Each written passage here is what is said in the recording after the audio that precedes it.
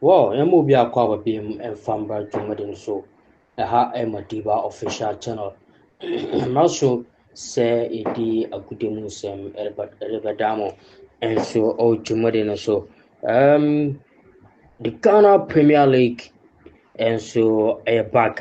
and also ɛbɛtɔ so this very week starting on 4th January 2025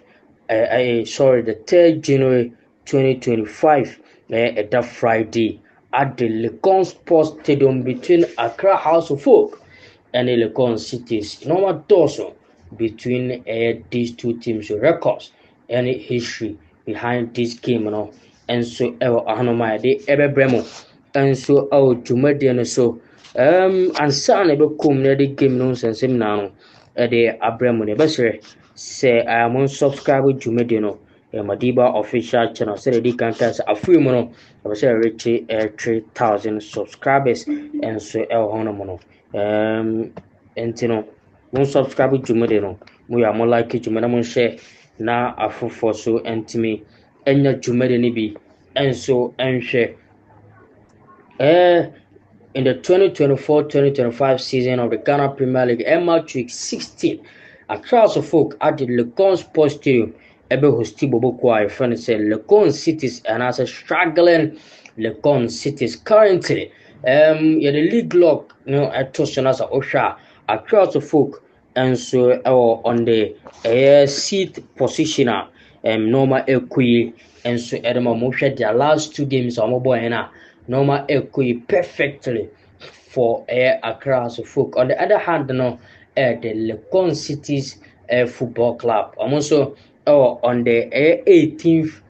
position, Oshele Glog. I'm gonna area. I'm also Accra 11 points this season, and so a very bad season for a team. Offense Legon Cities struggling here and there, and so on my coach offense. Parkosi Fabian and Pinfo and so Atima Jano Kwaya, and because of any poor performance or done in recent months, and so our club as so a fast forward across the folk will host Saramdika and so a kind they will be aiming to continue their winning streak to the 3rd time against a struggling Legon Cities, and as a bottom place Legon Cities at the University Stadium on Friday. This the first time after 18 months, and I say in 18 months now, these two teams will meet again for the first time in 18 months. The last encounter between these two teams ended in a 2-0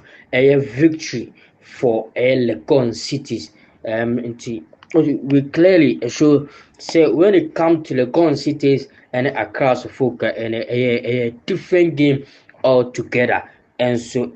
in the last 8 months, Legon Cities and so etimi Accra House of Folk economy no also anti House of Folk and so I win over either 2 games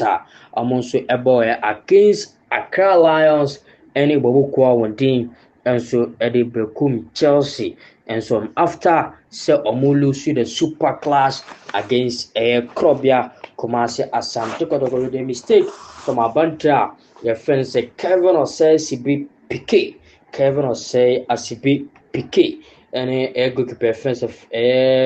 Benjamin Asare our mistake at the Barbera Sports Stadium Emma Abanta friends Albert Amwa and the only goal in that game Edema Krobia Kumasi Asante Kotoko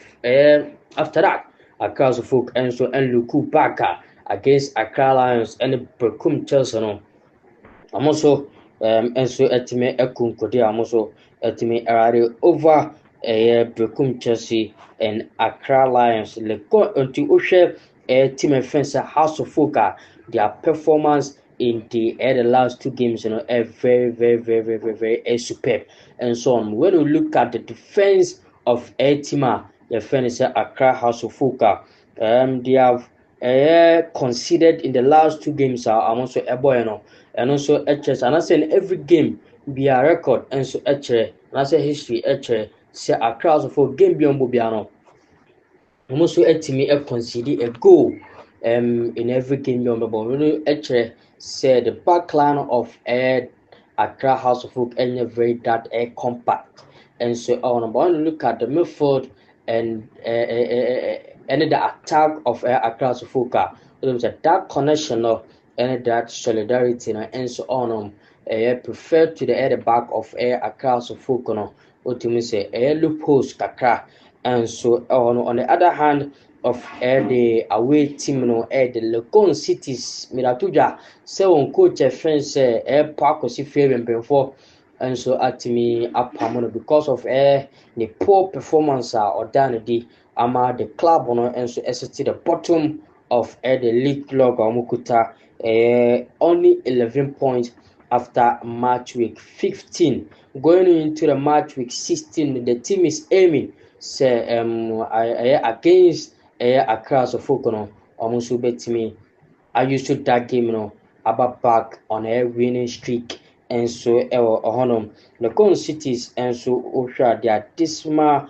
former or more coming into this game on a 4-game losing streak in their last 4 games Accra Legon Cities and so at me alusuni na very very bad and poor for the side of France Legon Cities. Osha their game against Legon Cities, they lost to Legon Cities. Sorry, they lost to Agiana Football Club, Nations Football Club, Big Team United, and Heart of Lions. And team my friends said Legon Cities in the last 4 games, and almost my counter Ninano, almost me Alusu. When you look at the defense of team my friends say Legon Cities, it has been in a porous position, and I say in a porous form. They have been losing and conceding goals in every game. When we look at the head-to-head between team my friend say Accra House of Folk and Legon Cities, the Legon Cities have an upper hand over team my friend say Accra House of Folk. In the last 6 games, Legon Cities and Accra House of Folk and so Abono. Legon Cities have won 2 in the last 6 games against Accra House of Folk. Simply, say Legon Cities upper hand over Tima. Your friend say Accra House of Folk. And so at me, I consider just a goal in the last 2 games almost just a goal against Legon Cities 4 goals in the last 2 games almost abo honum na share the league positioner on the Accra House of Folk and so places seat with 25 points. Legon Cities and so on the 18th position with 11 points. And so honoma Mary Emamo and so Chumadino so fast forward my the fixtures of the match day 16 and so for that Friday on the 3rd January 2025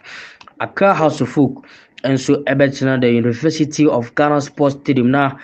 so Atma hostel Legon Cities and so on exactly 6:00 p.m. Our ABPN Dance Park on a Saturday Gold Stars and so able host to become Chelsea exactly 2:00 p.m. That Sunday 5th January 2025 Mediama Sporting Club and so Ebetina 18 Sports Stadium no mune Krobia Kumasi Asante Kotoko and so Erasha so on Becham United and so Everton Nana Kramansa Park and I say Nana Fosu Jabo Park mum now so at me I host to Hearts of Lions and so all Nations FC ebe host to Paseka Holy Stars Young Apostles Everton Winchis Post Trinomne Kala United enso abo Vision FC enso ebetena ni Ajay Sports Stadium ene Swaterman enso era hyeso Edwana Football Club